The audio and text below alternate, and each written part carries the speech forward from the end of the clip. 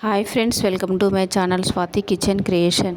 Friends, నేను ఈరోజు చేసే న్యూ రెసిపీ ఎప్పుడూ చేసుకునే స్టైల్లో కాక కొంచెం డిఫరెంట్ స్టైల్లో జిగురు లేకుండా పాతకాలం పద్ధతిలో బెండకాయ కూర అయితే చేస్తున్నానండి. ఫ్రెండ్స్, ఈ కర్రీ వేడివేడి రైస్లోకైనా చపాతీలోకైనా చాలా బాగుంటుంది. ఫ్రెండ్స్, మా వీడియోని లైక్ చేయండి, షేర్ చేయండి. మా ఛానల్ ఫస్ట్ టైం అయితే సబ్స్క్రైబ్ చేసుకుని సపోర్ట్ చేయండి. ఫ్రెండ్స్ మా వీడియోని ఫుల్గా వాచ్ చేయండి ప్లీజ్. ఫ్రెండ్స్, నేను ఇక్కడ హాఫ్ కేజీ బెండకాయలు తీసుకున్నానండి. వాష్ చేసుకొని చిన్న చిన్న పీసెస్ లాగా కట్ చేసుకోవాలి.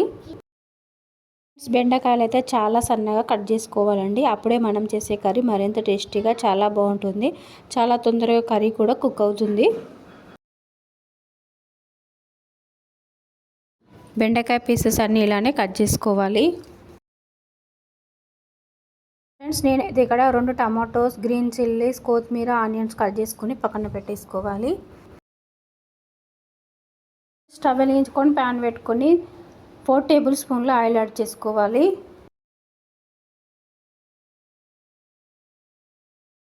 ఆయిల్ వేడైన తర్వాత ఆనియన్స్ యాడ్ చేసుకొని ఫ్రై చేసుకోవాలి.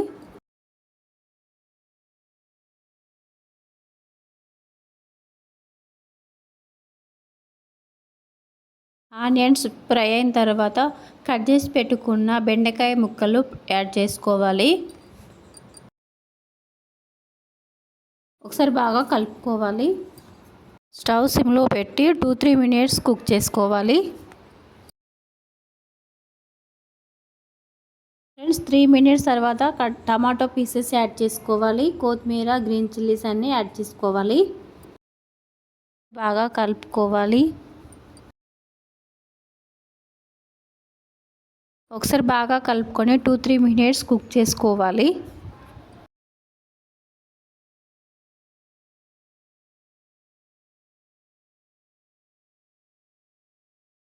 మినిట్స్ తర్వాత 1 tablespoon turmeric powder add చేసుకోవాలి. 1 tablespoon ginger garlic paste add చేసుకొని ఒకసారి బాగా కలుపుకోవాలి. టేబుల్ స్పూన్ల రెడ్ చిల్లీ పౌడర్ యాడ్ చేసుకోవాలి.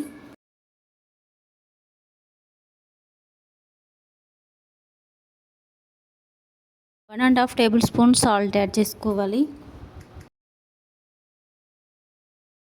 బాగా కలుపుకొని మూత పెట్టుకొని కుక్ చేసుకోవాలి. మూత పెట్టుకొని 10-15 మినిట్స్ కుక్ చేసుకోవాలి. మినిట్స్ తర్వాత మూత తీసుకొని ఒకసారి బాగా కలుపుకోవాలి. అనేది కుక్ అయిపోయిందండి. వేరే స్టవ్ ఆఫ్ చేసేసుకొని వేరే ప్లేట్లోకి తీసేసుకోవాలి. ఫ్రెండ్స్, ఈ కర్రీ వేడి రైస్లోకైనా చపాతీలోకైనా చాలా బాగుంటుంది. చాలా సింపుల్గా ప్రిపేర్ చేసుకోవచ్చు. కర్రీ అనేది అస్సలు జిగురు ఉండదండి. చాలా టేస్టీగా ఉంటుంది. ఎప్పుడూ చేసుకునే స్టైల్లో కాక కొంచెం డిఫరెంట్ స్టైల్లో ఇలా చేయండి. చాలా బాగుంటుంది కర్రీ.